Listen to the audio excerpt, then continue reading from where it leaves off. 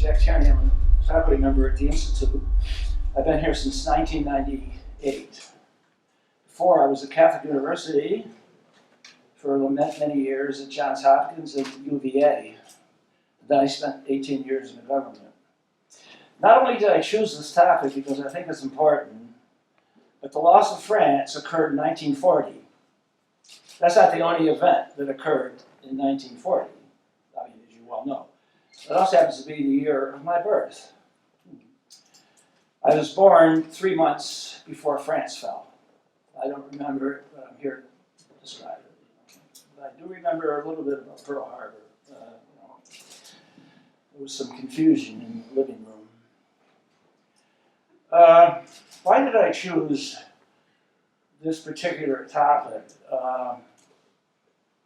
Well, I first chose it because although I have been teaching history of international relations since 1966, off and on, exclude 20 years in government.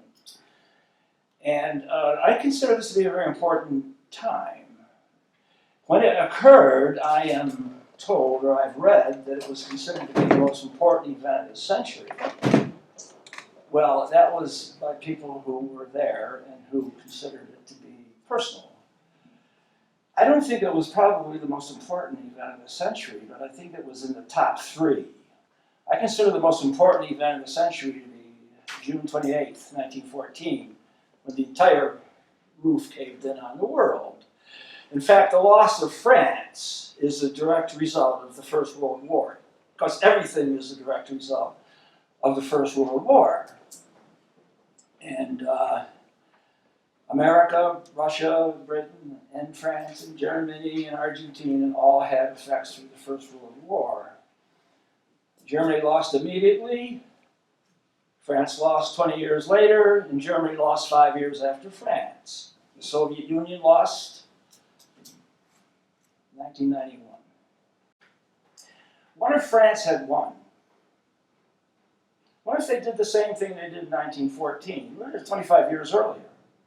What if they held the Germans? They had a bigger army, they had equipment, they had...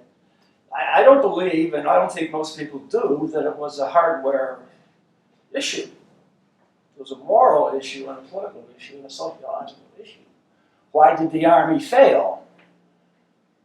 Well, what the army reflected society, as I would hope to demonstrate. I wonder if France won, or France held.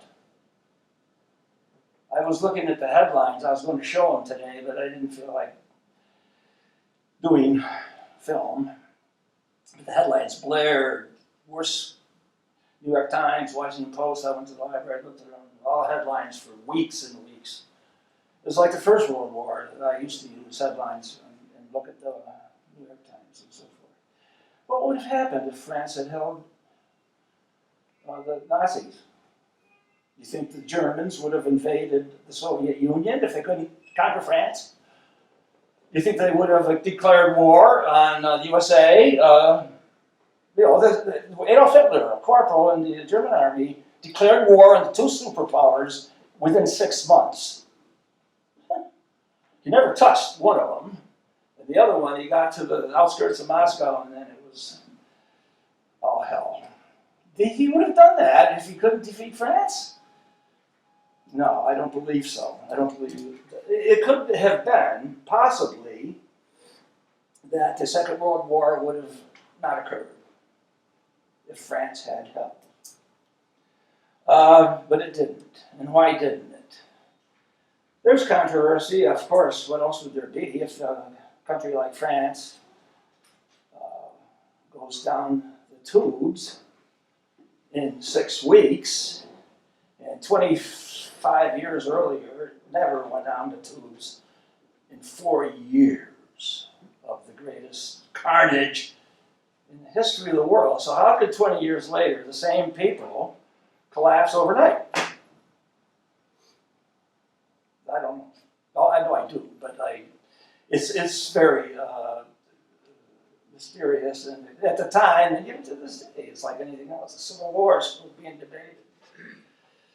What does loss mean? when you lose a country? What happens? Is it relevant? You think the United States has experienced losing itself? It almost did at the beginning, and it came that close at Gettysburg to losing itself, being cut in half and then carved up out west. It would have been nothing. What does it mean? Is it even relevant today? Do you think anybody thinks about losing the United States or their country or what? Well, did you ever read the Washington Post? Pick up this morning's issue and look at the page 1. For several years now, the Washington Post has reminded the country on a daily and weekend basis that we might lose. At the top of the fold, it says, democracy dies. Ooh, in darkness. And they imply that the lights are being put out by the White House. But they don't say that. Oh, no, they say it all the time, but they don't say it in the expression. Democracy dies in darkness. It's a continuous reminder that the stakes are existential. Because they think the president is going to destroy the country. During the 1950s, the entire foreign policy establishment in the United States, if you are old enough to remember, as I am, felt very, very bitter to the Truman administration, which was a great foreign policy administration for Europe, historic, because it lost China. The entire generation of the 1950s, the Republican Party, had in its platform the loss of China was attributed to Harry Truman and the Foreign Service. Like they could lose it from Washington. A civil war had been going on for decades. Doesn't matter whether it's true or not. I don't think it is. I think it's ridiculous. But it was believed. And if it's believed, it's relevant. And it was a very firm background to the Vietnam War. If you lose China, you're going to lose Vietnam, you're going to lose Korea, you lose domino theory, and well, hell breaks loose. And the whole world's lost out of a fabrication. Loss is relevant. Just the other day, I think it was yesterday, a presidential candidate said that the President of the United States is I quote the President, the candidate, I won't mention any names, but he's an old man. He said the President of the United States is an existential threat to the United States. Well, he hasn't acted quickly enough. He's been 2 years, but give some time, I suppose. Puts them in the same category as Jefferson Davis, Joseph Stalin, Brezhnev, Khrushchev, Hitler, and John Wilkes Booth, I guess. Yes, there is real concern about losing a country. You call it hyperbole, fine. Exaggeration, which is quite apparent. But I have an article that I published here on our website. I'm sure you all have scanned the website for our articles, and it's a summary which came out last month on the idea of this meeting. Countries can be lost, but what does lost mean? What are the examples? Lost is past tense. It's gone. Lose is temporary. Where's my wallet? Oh, it's in the corner. It's a verb.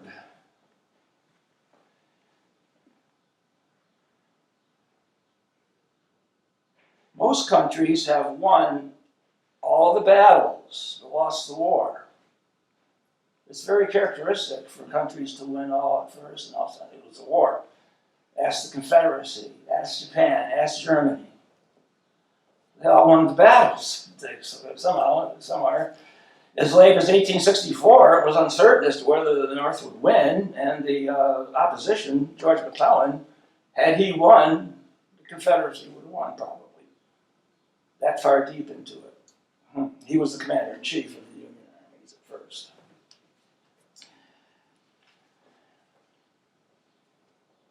Others lose battles and win wars, such as the Soviet Union and the American Union. What is the consequence of loss? That's permanent, it's disappearance. There's 193 countries in the UN. None of them are lost, but what are the countries that have been lost? Well, the Roman Empire, Athens, Sparta, I don't know. But I find that rather than going into the consequences of the loss, it's more important to go to anticipate the actions that led up to it. So Rome fell. We like to know the reasons rather than the consequence. The consequences are not very good. The reasons are very complicated, and the consequences are not really applicable. Disappearance isn't really too interesting to apply.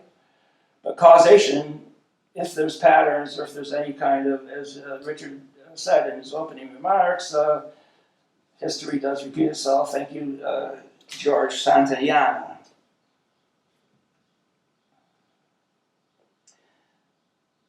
A disappearance may be tragic, but is empty unless we know why.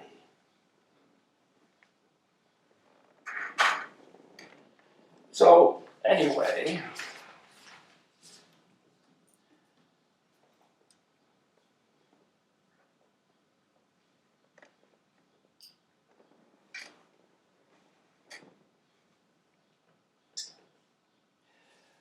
so what happens when countries lose? What happens when France lost for the war?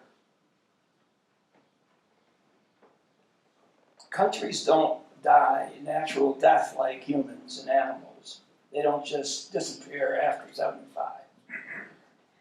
I hope not. Or after 79. I was born in 1940. They either die from within or from without, or normally a combination. It's very difficult to exclude as compartmentalize either one. The consensus, so that they either get murdered or they commit suicide. If you would analyze the American experience in almost being lost, it would be a case of suicide.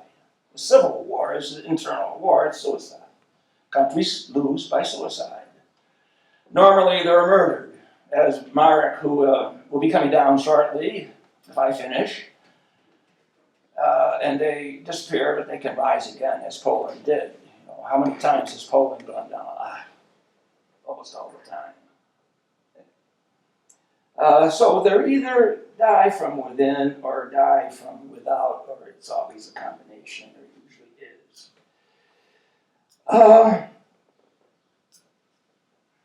What is the case of France? The consensus is, and by the way, before I go any further, this book here is unknown to the American public, probably. It was written by a Frenchman. It tells the story of why France lost. It was written in the summer of 1940 by Mark Bloch. He was a soldier in the First World War, and he participated as a soldier in his 40s in the 5 weeks it took for France to fall between May 10th and June 22nd. It was written in the summer of 1940, and it was published in 1948. It's called Strange Defeat. He was executed by the Germans. He was a resistor in 1944. It is, I am tempted to quote from it, but I'll have to restrain myself because if you want to know why the immediate biography, autobiography of France, you read this one. It is an indictment of the entire society, himself included. It is an indictment of the morale, of the class divisions, of the economy, of the birth rate. At 40 million, Germany had 70 and heading towards 80 million. The indictment of the military. I may quote a bit from it. I will quote a little bit, but I don't want to take too much time. But the general consensus about France falling is an internal suicidal thing, rather than simply hardware technology. Although that contributed to it, but what contributed to the lack of a response and the bad response that the Army made, it is in the root primary cause sociological.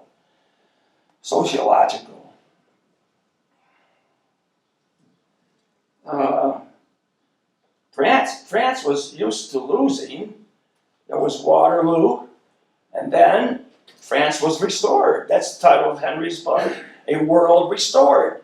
France was restored to greatness by the Congress of Vienna. France lost in 1871. Had an indemnity and it lost 2 provinces, Alsace-Lorraine. But in the inter-period between 71 and 1914, France was vigorous and able and willing to get those provinces back and to put on a very powerful offense called ELAN, Elan, as drummed into the soldiers before 1914. It was a very vigorous, aggressive society, and it got the provinces back in 1919.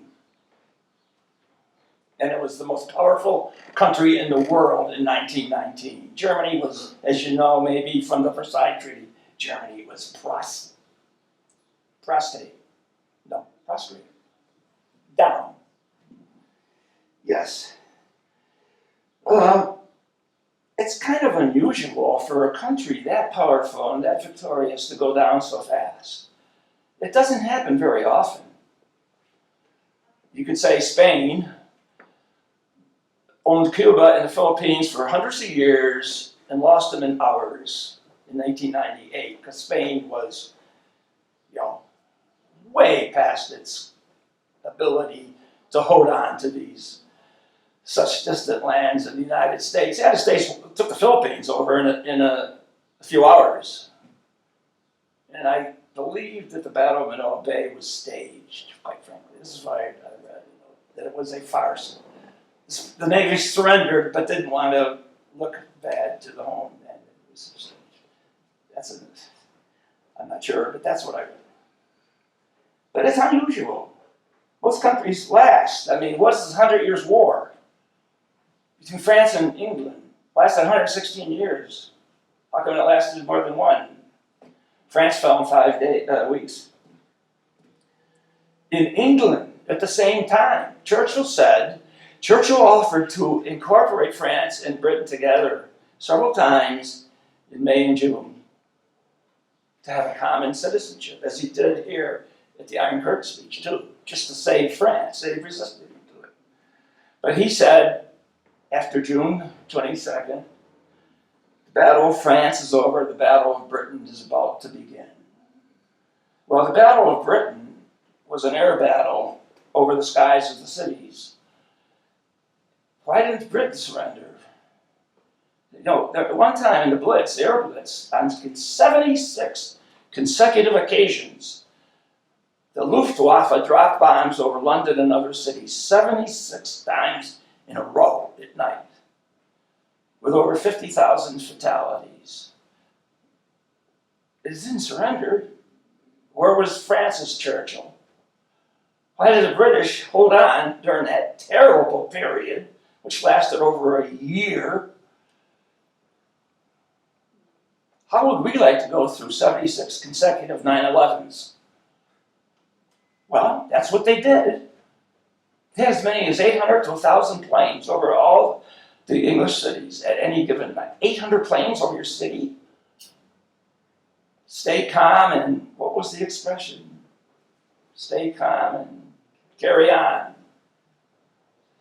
They didn't surrender.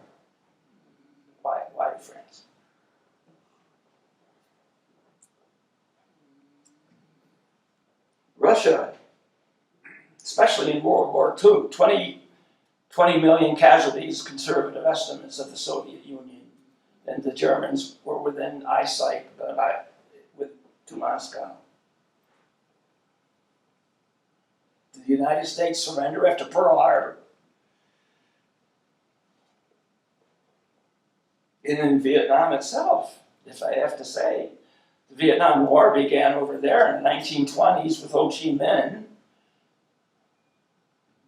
They lasted through the French period, the American period, and took over the country in 1975. How come they didn't give up in 1940, 45 against the Japanese? Well, I don't have the answers, but you may have. That's the question. They lasted for half a century. Well, this is a very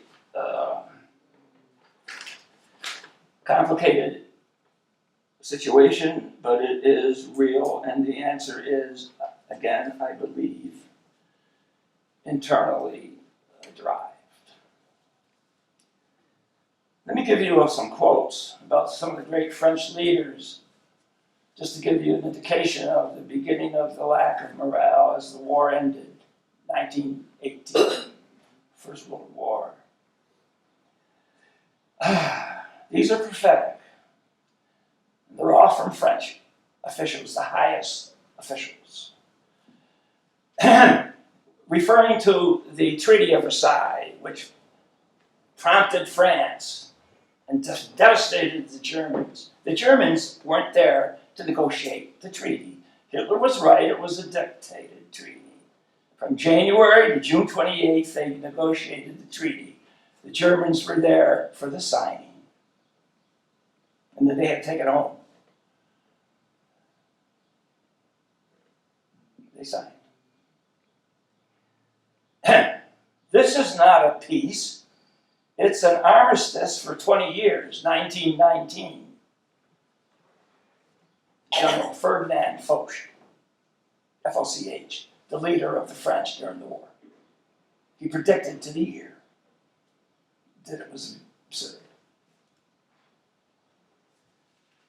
This is a commentary made at the time, 1918, which is sort of a reflection on the quality of the French.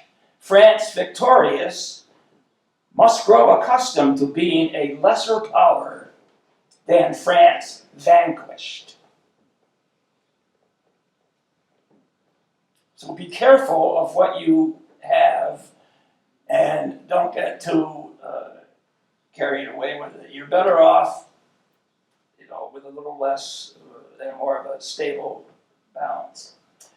It was said by one of the great diplomats, the ambassador to Berlin before the war, Jules Cambon, C-A-M-B-O-N, and his brother was two of the greatest diplomats that had a foreign office. France, the way it is right now, is a warning. In 1922, the great Frenchman said this: "Everything I've done has been wasted. In 20 years, France will be dead." 1922, Georges Clemenceau, the tiger who engineered the Versailles Treaty, who led France through the war. 20 years, France will be dead. Both his top military leader, his top political leader, predicted the end of France almost to the day. Here. Finally, I have the quote of another Frenchman. The French ambassador in 2015, I think it was the predecessor to the current ambassador, wrote an article I got in preparation, The Foreign Policy of France Between 1919 and 1939, The Reasons for Its Descent into Hell. Here's his conclusion.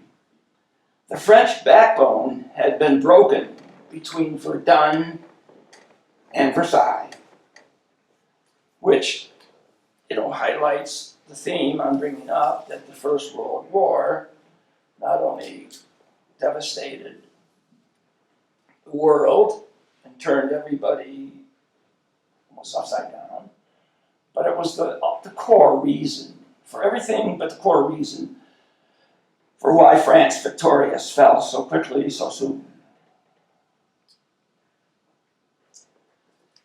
Here is one political, I call this a killer fact, which by itself can go a long way towards explaining the instability, the insecurity, the low morale of the French during the 20-year armistice.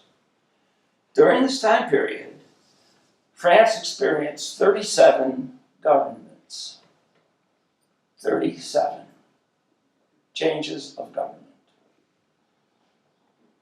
That's almost 2 a year.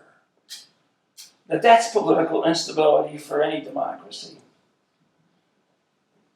How about the rest of the world? How many governments did they entertain?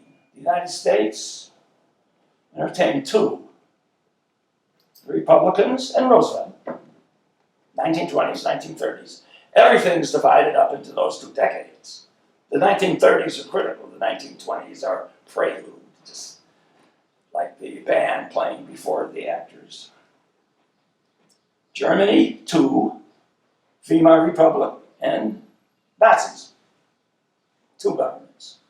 Japan, 2 civilians in the army, 1920s, 1930s. England, 1, appeasement.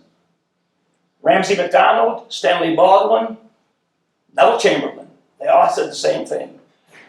You know, I used to think that appeasement was a derogatory term that was invented by us to blame Chamberlain at Munich. No, it was, as I found out later, it was an open and proud description, very proudly given that they deliberately pursued appeasement. And it was supported by the government, except for Churchill and his little backbenchers. Appeasement was the policy, and they were proud of it. Nobody wanted to repeat the First World War, especially the Nazis. But they did something about it. Let me give you a description by William L. Shire. There's some excellent books about, maybe a handful of books. This one I use, probably the greatest correspondent in history, William L. Shire, famous for the rise and fall of the Third Reich, but also the collapse of the Third Republic. Also, Alistair Horn, H-O-R-N-E, died 2 years ago. He had a trilogy on German-French relations. Magnificent. He was William Buckley's closest friend. His name was Alistair Horn. He and Buckley went to school together during the Second World War at a boarding school. He came over from England. He was rich, too. And this one here, plus some others, but there's not that many. What's it like to have a government that changes every other day? This is what Shire said about the change of government. Permit me to quote, I don't want to be too long or too boring. In Paris, there was, again, a cascade of ministries of the right and left. None of them remaining in office long enough to cope with the unfolding crisis. Through the elections of 1928, though the elections of 1928 had returned a conservative chamber, and those of 32 a radical one, there was no stable parliamentary majority for any policy or any cabinet, and the chamber or the Senate massacred governments at the slightest pretext. 5 cabinets were overthrown in 17 months, following the resignation of Poincaré in July 29. Between June 32 and February 1934, 6 governments came and went, lasting an average of 3 months. January 30th, 1933, well, I'll get to that. And the class atmosphere of France, which came sort of as a surprise to me, the class was so dominant in the French society. Was, well, I'm not French, and I've only been visited, I don't know it deeply, I don't speak it. My daughter majored in French. But I don't know, but it was really a deeply ossified society. And I use this as a example. They tried to, and there was a lot of left-wing, including the Popular Front of the mid-30s, trying to, socialize the country. France had its, well, I guess you'd call it a Red New Deal, really. If you want to use colors, which is apparently quite fashionable today. My favorite color was green. I'm Irish. And they established a committee to insist on taxation, deep taxation for the rich. This is the report by the head of the committee, a professor, according to William Shire, Gaston Gerez, an eminent professor of law and no radical, who served as the expert committee, served as chairman of the committee of experts, named by the government to draw up a plan to restore the state's finances, put his finger on the situation of class in France. Quote, this is the professor. Personally, I believe that taxes on acquired wealth would be the fairest solution. Taxes on the wealthy were either non-existent or low.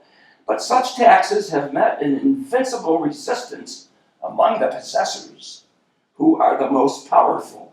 That is a fact. The selfishness of the possessing classes is not reducible. We have to adapt to it. So that is a background cause to the instability of the country. Two little facts that are kind of ironic, they're more symbolic, and they symbolize the differences between having a terribly fragile country at odds with itself and having a form of stability. The Nazis provided stability. The League of Nations in the 20s gave Germany, the Weimar Republic, provided stability. The army provided stability in Japan. France had none. Just two little facts that I thought I'd bring up.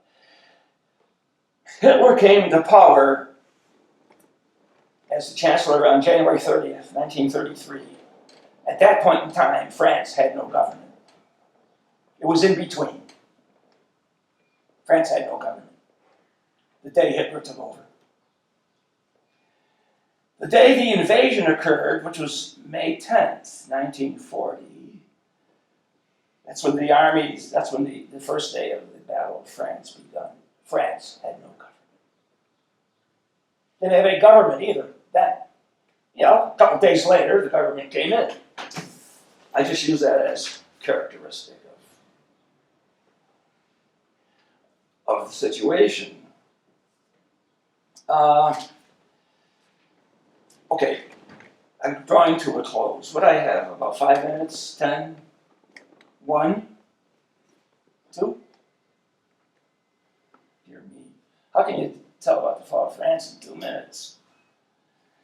The external causes that were derived from the internal instability and morale of France are divided up, and I'll go through this very quickly, into two. One of them is strategic-military, and the other is diplomatic isolation. The military division and the military problems of France can be summed up quite simply. Germany fought World War II, France tried to fight World War I again. Okay, isn't it true that the generals always fight the last war, but not the Nazis? They fought a brand new war based on mobilization and blitzkrieg and tanks and airplanes and so forth. France had them, but they didn't maneuver them right. They didn't. I'm not a military officer, so I won't go into it, but I think it said that the two symbolic differences in the military is the difference between a dive bomber and the Maginot Line, or the tank and the artillery and the Maginot Line, which was constructed in 1930. The Germans went through the Ardennes Forest, they went through Belgium and the Low Countries, they went around the Maginot Line and they went over it. That's my military assessment. If I can just quickly quote one more. I think it's interesting. See, I just let this topic go.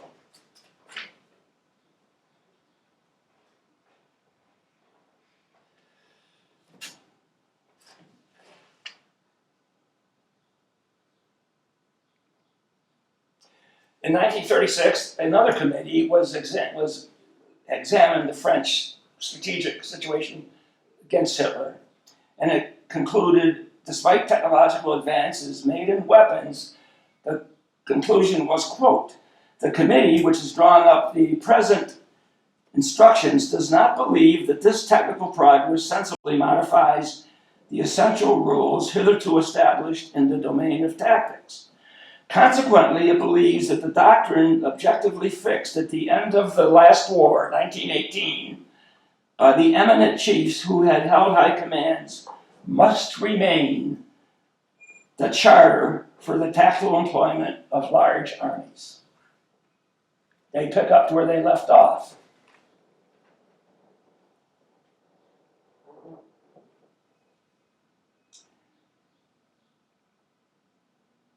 A parliamentary committee after the war was over made this conclusion about France's military preparedness. Quote, "Our strategists were little more than bookworms in the library, sheltering their insufficiencies behind precedents. Precedents, 1918. They had made of the Ministry of War, the War Council, the General Staff, gigantic machines where the plethoric central services reigned amid mountains of paper. The General Staff, convinced of its infallibility, made the defense of its prejudices and prerogatives the essence of its action. Having retired to its own Sinai, that means among its revealed truths and the vestiges of its vanquished glory, it lived on the margin of events, devoting all of its efforts to patch up an organization which had been superseded already by the facts." That was in retrospect. And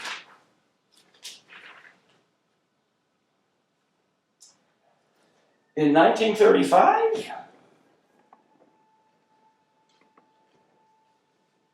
a general of the French, whose name is unfamiliar to me and it will be to you, made this statement about the Maginot Line and the posture and position of France in the interwar period.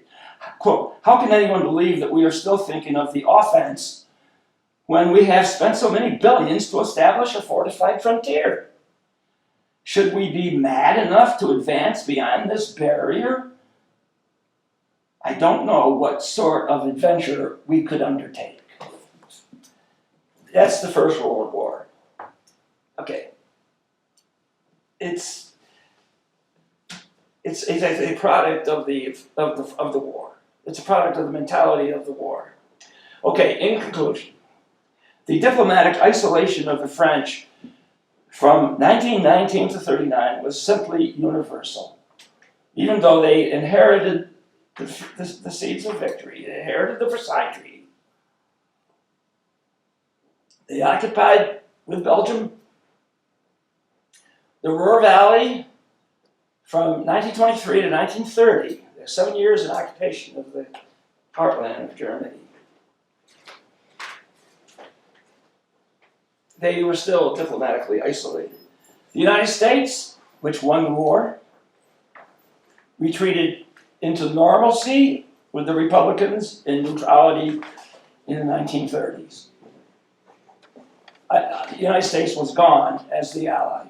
Britain, I don't have it here, but the classic work on the disparity between British and French views on the war, the post-war, was written in 1940 by Arnold Wolfers, professor at SAIS, called Britain and France Between Two Wars. Britain had a completely opposite viewpoint of the duties and nature of the Versailles Treaty and basically refused to enforce it.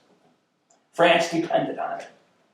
By the way, the actual harsh terms of the Versailles Treaty, including the war guilt clause, reparations clause, were aided and abetted by an American diplomat assigned to Wilson's staff named, you go to his airport, John Foster Dulles, who wrote a lot of the reparations. Next time you board a plane down there, you remember,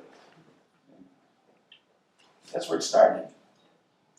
Britain, right from the beginning, went to appeasement. It's associated in 1938 with Chamberlain. It started in 1919. wove through. Churchill's complaints about it go back to the 30s, the early 30s. He was a bitter opponent of appeasement. If I can tell a little story about Churchill, just to show his views. Stanley Baldwin was, and the whole House of Commons was very, very active and behind appeasement. One day in 1935, and Churchill was always quarreling with him and his group. In 1935, Stanley Baldwin became deathly ill. He was taken apart to the hospital and it didn't seem like he would live. The whole House of Commons devoted an entire afternoon to what to do if the Prime Minister dies. And they all got up in row and they said, we have to carry on his policies. We have to see that his shoes are filled and the appeasement continues. We have to stay out of war. Blah, blah, blah. Finally, at the end of it, Churchill was asked to speak. He was an opponent of Baldwin, so he got up and he said the following. Members of the House have taken on the opportunity to discuss the situation should the Prime Minister die. Here's what we should do. First of all, we should embalm him. Then we should bury him. Then we should cremate him. Take no chances.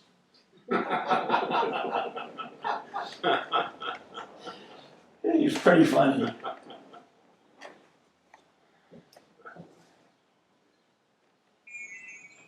So, Russia went out of the war in 1918 in March. It was, so the top three allies during the war, USA, Britain, and Russia, were gone for different reasons. France was left alone with Belgium. So what did it do? It established in the 1920s alliances with a group in East Europe called the Little Entente, consisting of Czechoslovakia, Yugoslavia, and Romania. That was their alternative. It established a treaty of alliance with Belgium. And in 1935, established a treaty of mutual aid and alliance with Stalin, Soviet Union. That's what it depended upon its alliances for.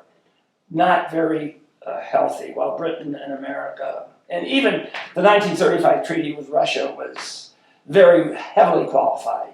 The threat had to be endorsed by the League of Nations and everything. It was a very poor. So, the end is near.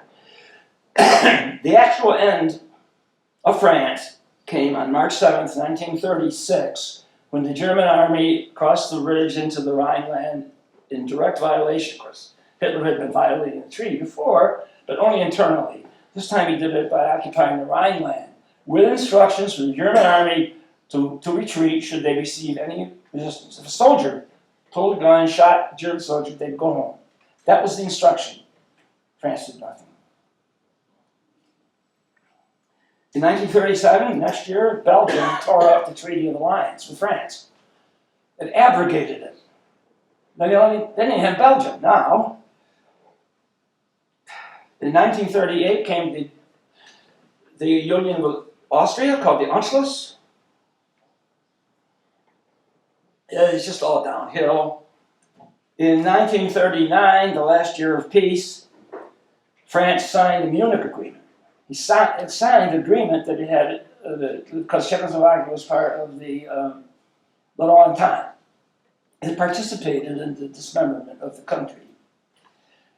August 23rd, 1939, Nazi-Soviet pact. There goes Russia. Russia and Germany started the Second World War together. And they stayed allies for almost 2 years. They carved up Poland. September 1st in Germany, September 17th, Russia, and then September 1st, the invasion of Poland, then the phony war, then the attack. Here's the summary, and I'm finished.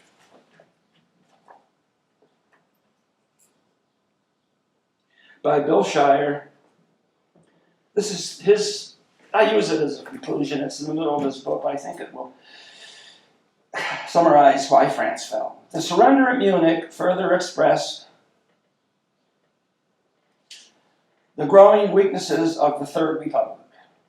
The government, the parliament, the army, the press, we call them media, but they didn't have any electronic, they were press. The people drew back on the brink from honoring the nation's word and from standing up to Hitler. The French, paralyzed by the fear of war, mindful that the last one against Germany had bled them white, 1.5 million soldiers dead. Several times that figure, by far the largest casualties of the entire war. The Americans suffered 50,000 dead in the war, 50,000 dead by influenza, 110,000. Lost track of the long-range interests of the country and sacrificing these for immediate gains or what they thought were such, though this was an illusion. Gripped by paralysis, they were unable to assess their own strength, and even more important, the strength of the coalition that might have allied the Western democracies with Russia and the smaller states in the East a long time. The combination powerful enough to destroy the aggressive ambitions of Nazi Germany. To be sure, Great Britain had suffered a similar blindness to its long-term national interests and was equally fearful of war and of Hitler had brought, as it had at the time of the Rhineland in 1936, much pressure on France to join her in giving in. Britain was co-conspirator. But a great nation must stand on its own feet if it is to survive. Since 1936, France had abdicated its independence and foreign policy, subordinated it to Great Britain. On the road to Munich, it was Britain that called the tune in making one concession after the other to Hitler, cajoling France into following her disastrous lead. So, at the final analysis, it's the Great War that was, as Foch said, it was an armistice. It was like the second war was Act Two of the entire horrible program. I just wonder, I don't have any comparisons to make about America, only that it seems so ironic that we are discussing the drinking habits of a Supreme Court nominee when he was 16, when these people in our generation were discussing whether or not their country was going to live or not in the next week. I'm not sure, I don't know what that means, but that's a subject for another time. I'm finished. Do you recommend that we invade France? Do you recommend that we invade France? I think it's been done. It's just, I think we're just going back over Do this. you like their croissants? Yeah. I'm a Franco. We invade, we should invade somebody. You mentioned a League of Nations. League of Nations turned into the United Nations. Do you think it's obsolete or outliving its purpose? What? The United Nations? Yeah. What is its purpose? I'm sorry? What's its purpose? Why was it made?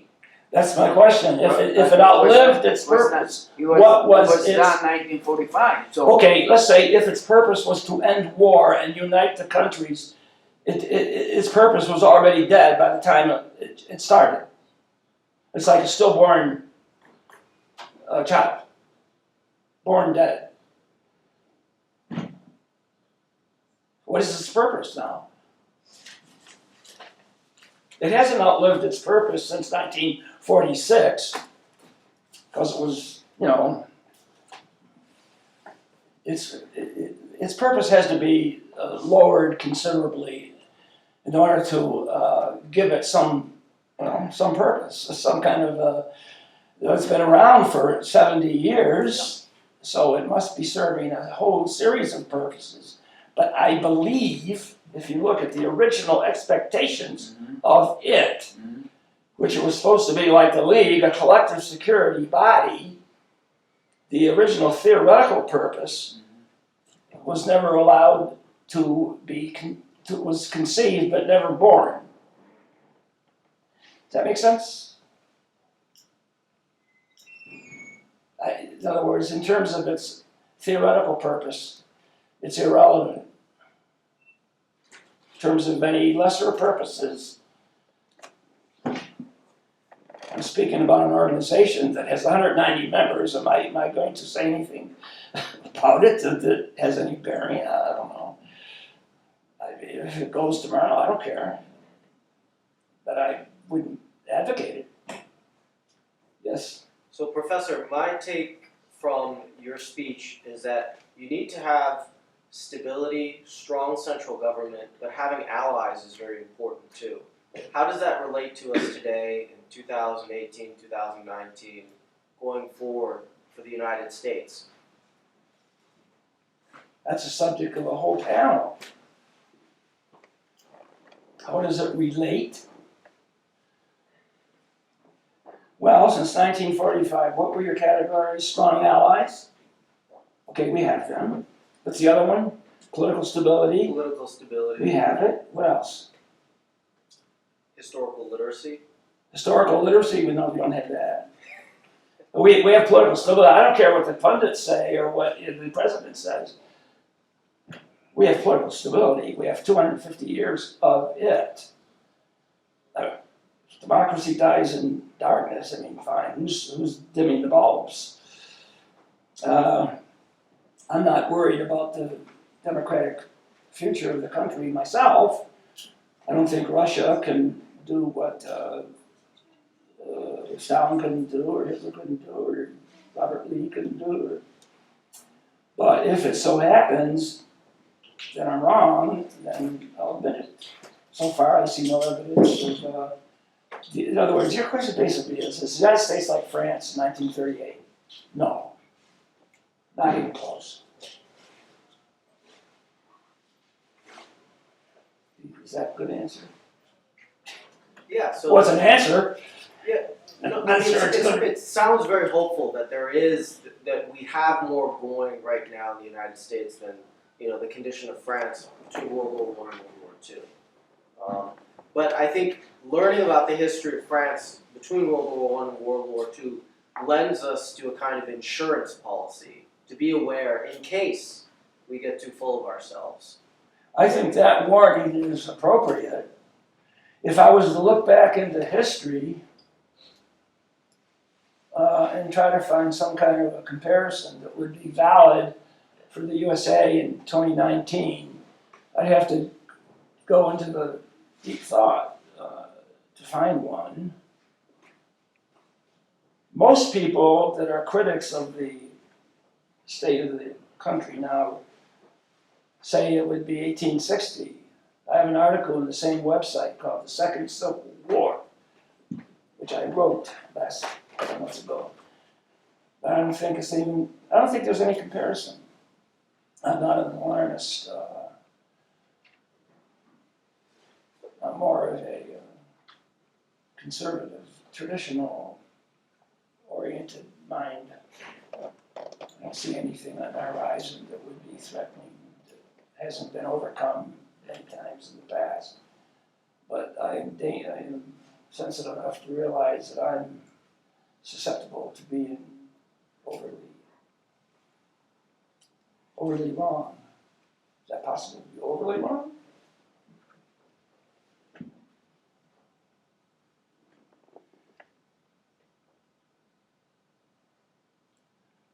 That's all, folks.